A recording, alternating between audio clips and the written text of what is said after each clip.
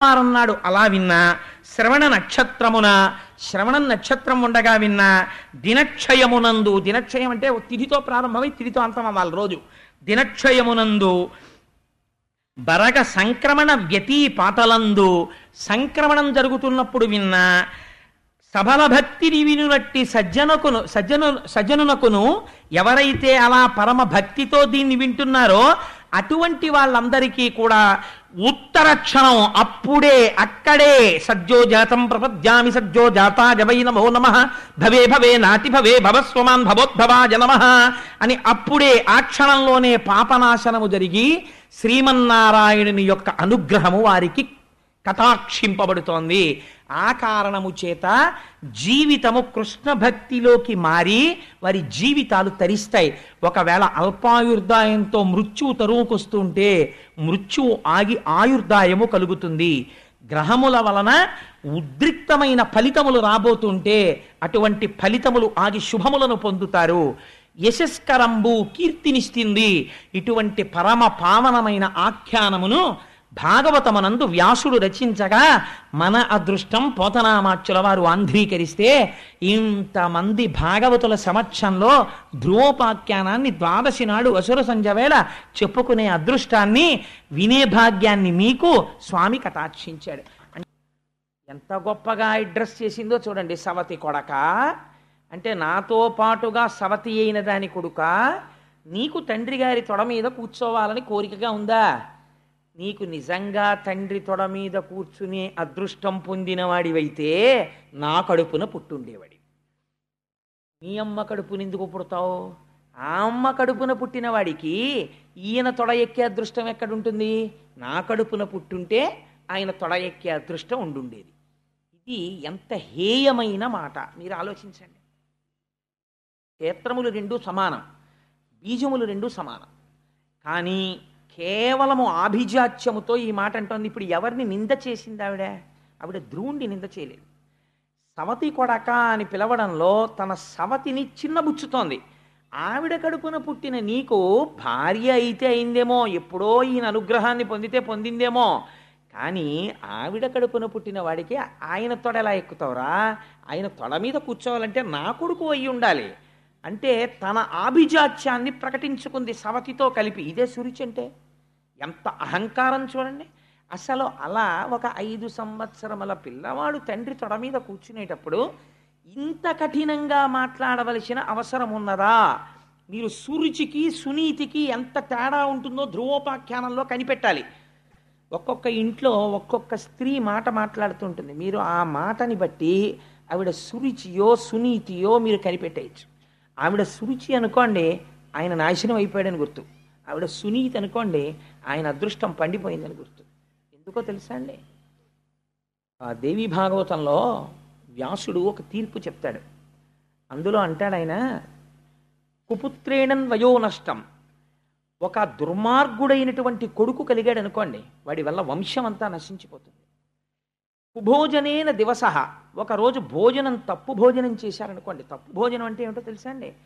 శాస్త్రమునందు ఏ పదార్థం పడితే ఆ పదార్థం ఎలాంటి చోట పడితే అలాంటి చోట తినకూడదు. అన్నిటికన్నా పెద్ద పీట వేసి తినవలసిన భోజనం ఏమిటో తెలుసా అండి?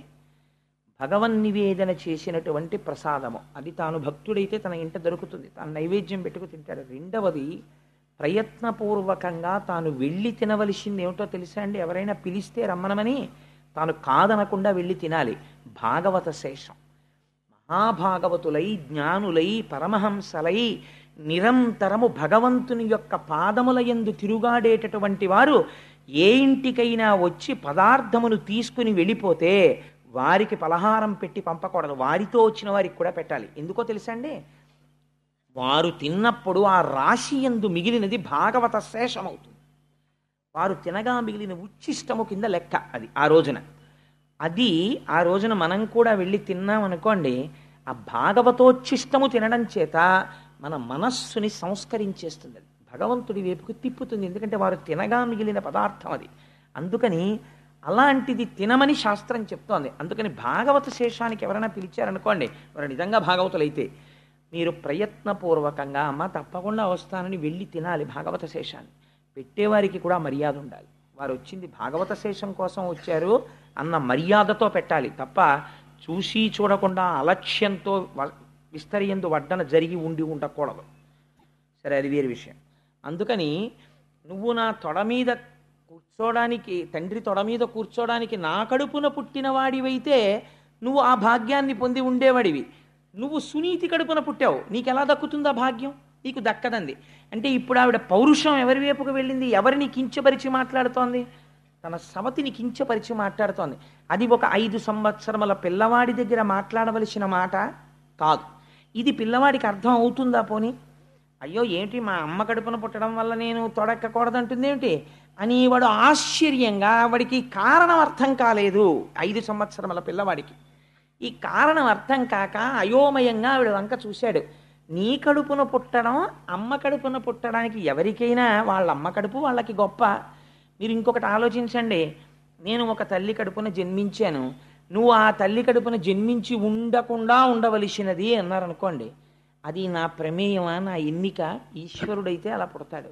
అయినా నేను ఏ కడుపున పుట్టినా నా యొక్క నడువడి చేత ఆ కడుపు ధన్యం అవ్వాలి. అందుకే ఒక మహాపురుషుడు కనపడ్డాడు అనుకోండి, ఒక ఆయన పరమ భాగవతోత్తముడో లేకపోతే దేశసేవ చేసిన వాడో సత్పుత్రుడో అనుకోండి, వెంటనే ఎవరిని స్మరిస్తారంటే తండ్రిని స్మరించరు. ముందు ఏ తల్లి కన్న కొడుకో, మహానుభావ మిమ్మల్ని ఏ అమ్మ కందోనండి అంటారు.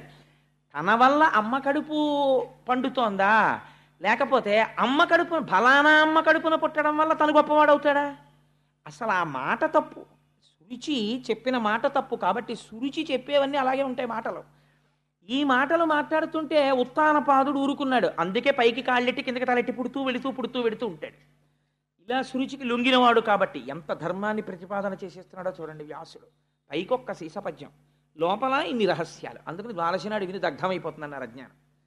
కాబట్టి ఏమైంది? అటువంటి మాట సురుచి మాట్లాడుతుంటే వింటుంటే అర్థం కాక పిల్లవాడు ఆవిడ వంక చూశాడు. చూస్తే సురుచంది వీడికి అర్థం కాలేదని, నా కడుపున పుట్టడం అంటే మళ్ళీ టంగుని ఏదో నా కడుపులో దూరి మళ్ళీ బయటికి రావడం కుదురుతుందా? నా కడుపున పుట్టడం అంటే మాటలు అనుకున్నావా? నా కడుపున పుట్టడం అంటే దానికి ఎంత అదృష్టం ఉండాలో తెలుసా అని ఒక సిద్ధాంతం చేసేసింది తనకి తానే. ఇది అలా సిద్ధాంతం చేయడానికి తనకి యోగ్యత పాత్రత నిజంగా ఉన్నాయనుకోండి, తను మహాజ్ఞాని అనుకోండి, తాను మహాపురుషుడు అనుకోండి, ముందుండేది ఏమిటో తెలుసా అండి? అపారమైన లజ్జ ఉంటుంది, చాలా సిగ్గుగా ఉంటుంది.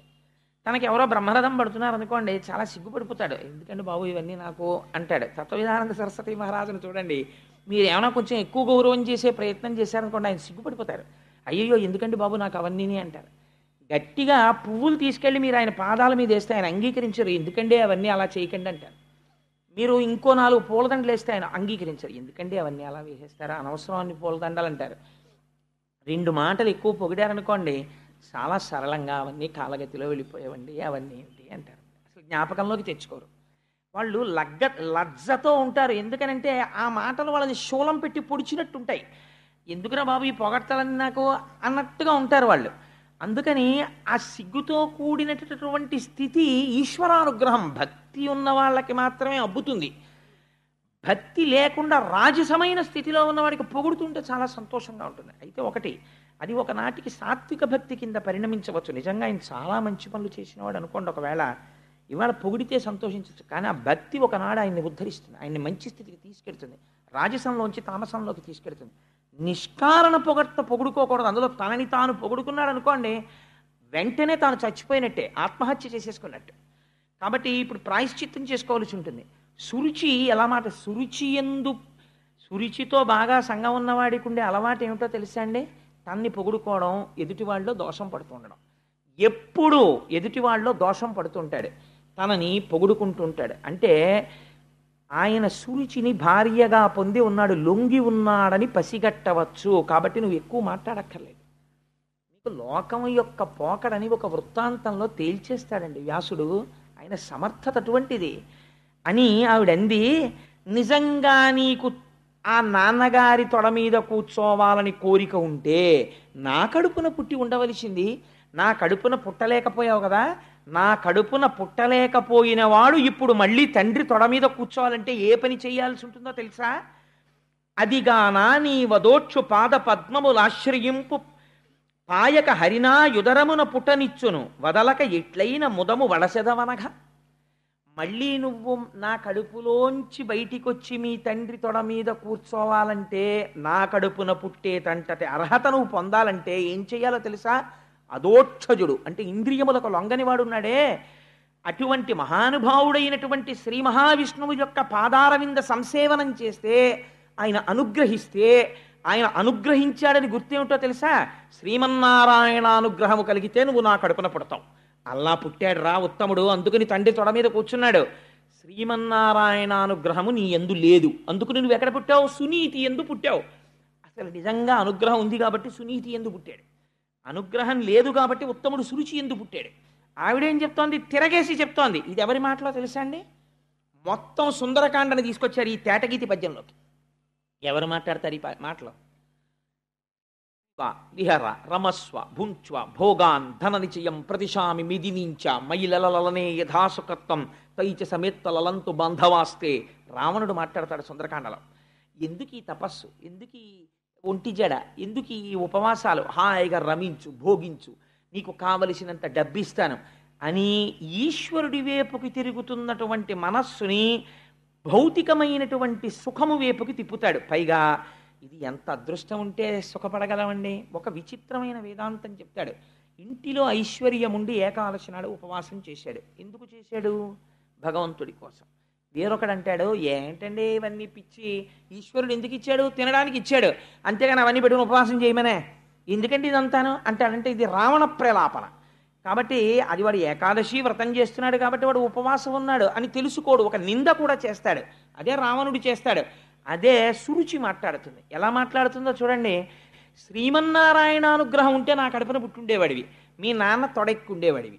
నాన్న శాశ్వతమా, తొడ శాశ్వతమా, ఎక్కడం పెద్ద వైభోగమా అని ఈ మాట చెప్పి నీకు నారాయణానుగ్రహం లేదు అంది.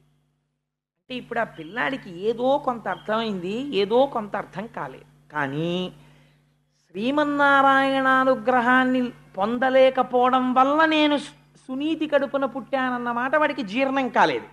అది చెప్పడానికి వాడికి భాష చాలదు, వాడు చాలా చిన్న పిల్లవాడు. అందుకని ఇప్పుడు వాడు ఏం చేస్తాడంటే, చెప్పడం చేత కాలేదనుకోండి ఆ పిల్లాడికి, వాడు చేసే పని ఏమిటంటే మొయ్యోమని ఏడుస్తాడు. కాబట్టి ఇప్పుడు వాడు ఏం చేశాడంటే, నాన్న తొడక్కనివ్వలేదు, సురుచి ఏదో మాట్లాడుతోంది, తనకు అర్థం కాలేదు, ఇది ఒక గొప్ప సంఘటన, ఇది మనకి ఒక పరమపావనమైన ఆఖ్యానాన్ని అందించబోతోంది. అందుకని వ్యాసుడి ఈ శ్లోకాన్ని తీసుకున్నాడు. ఇక్కడ నుంచి వాడు ఏడుస్తూ, ఇలా ఏడిచిన వాడు లేడురా. ఏడిచిన వాళ్ళందరూ సురుచి కోసం ఏడిచిన వాళ్లే. నాకు ఇంకా కారు లేదని ఏడిచినవాడు, నాకు ఆ భోగం లేదని ఏడిచినవాడు, ఈ భోగం లేదని ఏడిచినవాడు, ఈశ్వరుడు అన్నీ ఇచ్చినా కూడా ఏదో వెతుక్కున్నది లేదని ఏడిచినవాడు, ఉన్నాయని తృప్తిపడి ఈశ్వరుడి కోసం ఏడ్చినవాడు లేడు. ఇవాళ నారాయణానుగ్రహం నాకెందుకు లేదని ఏడుస్తూ వెళ్ళిపోతున్నాడు, చెప్పుకోవడం చేత కానివాడు. ఇది ఆశ్చర్యకరమైన సంఘటన. 5 ఏళ్ల పిల్లవాడికి ఇట్లాంటి ఆలోచన వచ్చింది. ఈ ఆలోచన రావడం గొప్పతనం, సాధారణంగా ఎవరికి రాది ఆర్తి. కాబట్టి అది వైరాగ్యమే. నాకు ఎందుకు రాదు అనుగ్రహం అని ఏడవడం, ఆ ఏడుపే వైరాగ్యం. కాబట్టి అది తెలిసి తెలియని వైరాగ్య సంపద ఏర్పడింది. కానీ దీన్ని పూర్ణ వైరాగ్యం చేసేవాడు వాడు ఉండాలి. ఇప్పుడు దాన్ని మార్గమునందుకు త్రిప్పగలిగిన వాడు ఉండాలి. వాడు ఏడుస్తూ అమ్మ దగ్గరికి వెళ్ళాడు. సునీతి మాటకి సురుచి మాటకి ఎర్రగీత గీసినంత తేడా ఉండాలి. అలా లేదనుకోండి, మీరు ఆవిడ్ని సునీతి అని పిలవడానికి వీల్లేదు కదా. అందుకని వాడు ఏడుస్తూ అమ్మ దగ్గరికి వెళ్ళాడు. ఎందుకురా ఏడుస్తున్నావు అని అడిగింది అమ్మ. అమ్మ ఏమడుగుతుందండి? ఈ పిల్లాడి ఏడుస్తుంటే ముందు అమ్మ ఏమడుగుతుందంటే, ఏ నాన్న ఎందుకు ఏడుస్తున్నావు అంటుంది. అమ్మ దగ్గర ఒక లక్షణం ఉంటుంది, మీరు గమనించండి. ఆ ఎదురు పోర్షన్ వాళ్ళు ఈ పోర్షన్ వాళ్ళు చాలా స్నేహితులు. పిల్లాడు అలోహమని ఏడుస్తూ అమ్మ దగ్గరికి వెళ్ళాడు అనుకోండి, పెద్ద గోల పెట్టేస్తాను. ఎందుకురా ఏడుస్తున్నావు అన్నాడు అనుకోండి, అమ్మ నన్ను ఎదురింటి అక్క ఆడనివ్వట్లేదమ్మా అన్నాడు అనుకోండి, నువ్వు ఆ అక్కతో మాట్లాడకంటు, నువ్వు అక్కతో మాట్లాడకు, చెప్తాను నేను ఈ మాట దాని సంగతి అంటుంది. అంటే పిల్లాన్ని ఉపశమింప చేయడం కోసం చిన్న అక్కసు వస్తుంది అమ్మకి, తన పిల్లాడికి ఏదో పొరపాటు జరిగిపోయిందని. అమ్మ అంత నిష్పక్షపాతంగా ఉండడం కష్టం. అమ్మ అంటేనే అంతండి. పిల్లాడికి ఇంత హాని జరిగితే తనకి ఏదో పాము కుట్టినంత పరితపించిపోతుంది. అలాంటి అమ్మ లేకపోతే లోకం ఎక్కడుంది? కాబట్టి అమ్మ అలా మాట్లాడుతుంది. కానీ సునీతి మాట్లాడడంలో ఉన్న గమ్మత్తు ఎలా ఉంటుందో చూడండి. ఆవిడ దగ్గరికి వెళ్ళి పిల్లాడు ఓహో ఏడుస్తున్నాడు. వాడికి ఎందుకు ఏడుస్తున్నావురా అంటే, నేనేమిటో శ్రీమన్నారాయణ అనుగ్రహం నాకు లేదుట, అందుకుని నీ కడుపున పుట్టాంట, ఇవన్నీ చెప్పడం వాడికి చేత కాదు. ఏడుస్తుంటే ఆవిడ అటు ఇటు చూస్తోంది ఎందుకు ఇలా ఏడుస్తున్నాడని. సవతి ఆడిన మాటల సారెతలచి ఈలోగా అక్కడ ఉండేటటువంటి అంతఃపుర కాంతలు కొంతమంది పరిగెత్తుకొచ్చారు. ఎందుకమ్మా పిల్లాడు ఏడుస్తున్నాడు అని అడిగారు. అడిగితే వీడు చెప్పలేడు. వాళ్ళు అన్నారు, అమ్మా అనరాని మాట ఒకటంది సురుచి ఇవ్వాల. నీ కొడుకు తండ్రి గారి దగ్గరికి వెళ్ళి తొడ మీద కూర్చుంటానన్నాడు. నీకు నారాయణానుగ్రహం లేదురా, అందుకుని సునీతి కడుపున పుట్టావు. నా కడుపున పుట్టుండేదానివి అనుగ్రహం ఉంటే నువ్వు అది నా కడుపున పుట్టకుండా నాన్న తొడ మీద ఎలా కూర్చుంటావని అడిగింది. అంటే ఇప్పుడు సునీతి ఏడ్చింది ఈ మాటకి. ఏడ్చి ఆవిడంది, సవతి ఆడిన మాటల సారె తలచి కొనుచు బేర్చిన దుఃఖాబ్ది కుందుచుండే దావ పావక శిఖిలచే తగిలి కాంతి వితతి కందిన మాధవీ లతికస్పోలే. ఎంత గొప్ప మాటో చూడండి. మాధవీలత అని అతి సున్నితమైనటువంటి ఒక తీగ, ఒక జాజి తీగో ఒక మల్లె తీగో పందిరెక్కుతోంది. దాన్ని మీరేం కాల్చేయలేదు, కానీ చాలా నాజూకుగా పరమకోమలంగా ఉండేటటువంటి ఒక మల్లె తీగకి కొద్దిగా అంత దూరంలో ఎవరో చెత్త తగలపెట్టారు. ఒక పెద్ద మంట రేగింది. దాని సెగ ఈ తీగకి కొట్టింది. అసలే తీగ పరమ సౌకుమార్యంతో కూడినటువంటి తీగ. అక్కడ తగిలినటువంటి ఆ మంట వేడి తగిలి ఎంత ఒడిలిపోయి ఎంత ఎలా అయిపోతుందో అలా కరెక్ట్గా అలాగే వస్తుంది. అలా అటువైపు నుంచి వచ్చినటువంటి ఆ పొగకి, ఆ తప్తము చేయగలిగినటువంటి ఆ వేడికి పాపం ఆ మాధవీలత ఎలా కందిపోతుందో అలా కందిపోయింది ఆవిడ యొక్క మనస్సు. కందిపోయి ఆవిడంది కొడుకుని చూసి, ఎంత మాట అందరా సురిచి, అదేదో గొప్పదనుకుంటోంది, దాని కడుపున పుట్టడం గొప్ప అని వెంటనే కయ్యానికి వెళ్ళిపోవాలి. ఆవిడంది, అనగా ఈ దుఃఖమునకు పనిలేదన్యులకు సొలయ బలవంతంబై తన పూర్వజన్మ దుష్కృతి ఘనకర్మము వెంటనంటగానెవ్వలనన్. నాయనా, నువ్వు ఏడుస్తున్నావు కదా, మీ నాన్న తొడ ఎక్కనివ్వలేదని. ఎవరికైనా దుఃఖం కలిగితే ఆ దుఃఖానికి కారణం వేరొకరిని నిందించకూడదు. మీ పిన్ని నిన్ను నాన్న తొడ ఎక్కనివ్వలేదు అని నువ్వు ఏడుస్తున్నావు, కానీ అలా ఏడవకూడదు. ఎందుకో తెలుసా? తప్పు పిన్నిని ఏమనకూడదు. పిన్ని కాదురా నీ దుఃఖానికి కారణం. నువ్వు గత జన్మలలో చేసుకున్నటువంటి పాపమే ఇవాళ నువ్వు ఏడిచేటట్టు చేసింది తప్ప, ఇప్పుడు మళ్ళీ తల్లితో సమానమైనది నీ పినతల్లి. నీ పినతల్లిని నువ్వు మళ్ళీ ఇంకొక మాట అంటే మళ్ళీ అమ్మని దూషించినటువంటి దోషం కట్టి కుడిపి మళ్ళీ బాధపడతావు. అందుచేత తప్పు నాన్న, ఆవిడ కాదు నీ బాధకి కారణం, నేను కాదు నీ బాధకి కారణం, నీ తండ్రి కాదు, నువ్వు చేసుకున్న పాపకర్మయే నీ దుఃఖమునకు కారణము. ఏ తల్లి మాట్లాడుతుందండి ఇలాగా? అంటే సంస్కార బలం ఎక్కడి నుంచి వస్తుంది పిల్లలకి? వ్యాసుడు తీర్పు చెప్పేస్తున్నాడు. ఇంట్లో తల్లిదండ్రులు మాట్లాడేటటువంటి మాటల నుంచి మీరు నిరంతరము ఇంట్లో చంద్రశేఖర పరమాచార్య స్వామి వారి గురించి తలుచుకుని పొంగిపోతూ మాట్లాడడం మీకు అలవాటు అనుకోండి. ఒక పోతన గారి గురించి అద్భుతంగా మాట్లాడడం మీకు అలవాటు అనుకోండి. శంకర భగవత్పాదుల గురించి చాలా గొప్పగా మాట్లాడుకుని పొంగిపోవడం మీకు అలవాటు అనుకోండి. ఎవరో తెలిసి తెలియనటువంటి వాళ్ళు మీ పిల్లల దగ్గర ఏ చంద్రశేఖర పరమాచార్య స్వామి వారి వంటి వారి గురించో కొంచెం తక్కువ చేసేదో మాట్లాడారనుకోండి, ఆ పిల్లలకి ఎంత కోపం వచ్చేస్తుందంటే బొగ్గలు ఎర్రపడిపోయి, నాన్నగారండి నాన్నగారండి నేను నిజంగా ఇవాళ దెబ్బలాడేద్దాం అనుకున్నాను నాన్నగారండి, అలా అంటుందా అది స్వామివారిని, దానికి తెలియదండి చంద్రశేఖర స్వామి వారి గురించి అంటుంది. తప్పమ్మా, నువ్వు దెబ్బలాడకూడదు, నువ్వు తెలుసుకున్నావు కదా, నువ్వు వారి గొప్ప చెప్పాలి అవతల వాళ్ళకి అని తండ్రో తల్లో చెప్తారు. తల్లిదండ్రులని బట్టే పిల్లలకి సంస్కార బలం వస్తుంది. అలా రాకుండా వాడికి కుసంస్కారం వచ్చిందనుకోండి, అది వేరు విషయం. కానీ 90% ఎవరు బాధ్యులు? తల్లిదండ్రులే బాధ్యులు. మీరు ఎలా నడిస్తే పిల్లలు అలా నడుస్తారంతే. వారి నడువడి మిమ్మల్ని అనుసరించి ఉంటుంది, ఇక వేరుగా చెప్పక్కర్లేదు. తల్లిదండ్రులు ఎలా ఉంటారో పిల్లల యొక్క నడువడి అలాగే ఉంటుంది. అందుకే 7 తరాలు అటు ఇటు చూసి పిల్లని తెచ్చుకున్నాం, లేకపోతే పిల్లాన్ని తెచ్చుకున్నాం అంటారు. ఇవ్వడానికి ఏమిటి చూస్తారు? ఆ తల్లిదండ్రుల యొక్క నడువడి ఎలా ఉంటుంది, వీళ్ళ ముందు వాళ్ళ నడువడి ఎలా ఉంటుంది, అది చూస్తారు. ఆ వంశంలో ఎవరైనా ఒక మహాపురుషుడు ఉన్నాడు అనుకోండి, ఆయన తేజస్సు మళ్ళీ ఆయన ఈ పిల్ల కడుపునో లేకపోతే ఓ మనవడిగానో ముని మనవడిగానో మళ్ళీ పుట్టచ్చు. పుడితే ఆ వంశం పావనం అయిపోతుంది. ఏమో ఆయన మళ్ళీ పుడతారేమో ఆశ. అటువంటి మహాపురుషుడున్న వంశం అండి అది.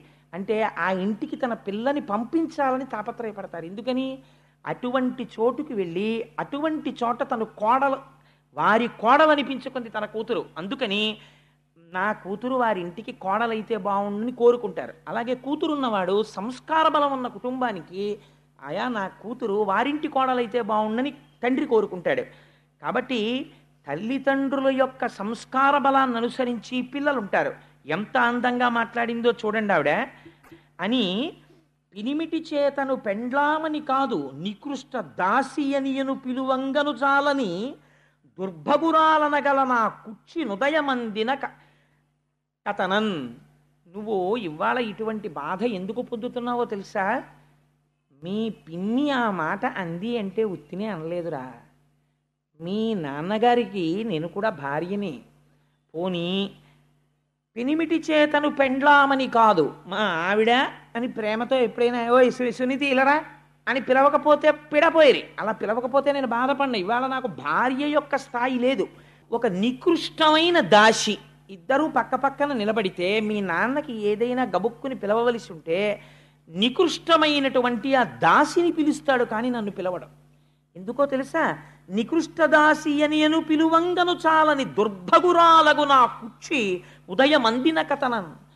అంటే ఇప్పుడు ఎవరిని నిందించుకుంటోంది? నా పాపకర్మ నన్ను కట్టి కుడుపుతోంది. మీ నాన్న చేత సురిచి పొందినటువంటి అదృష్టాన్ని నేను పొందలేకపోయాను. నేను పొందలేని కారణం వల్ల నువ్వు పొందలేకపోయావు. తప్పించి నా దురదృష్టం రా. మీ నాన్నగారు ఒక భార్య పట్ల అలా, ఒక భార్య పట్ల ఇలా ఉన్నారు అంటే అది నా దురదృష్టం.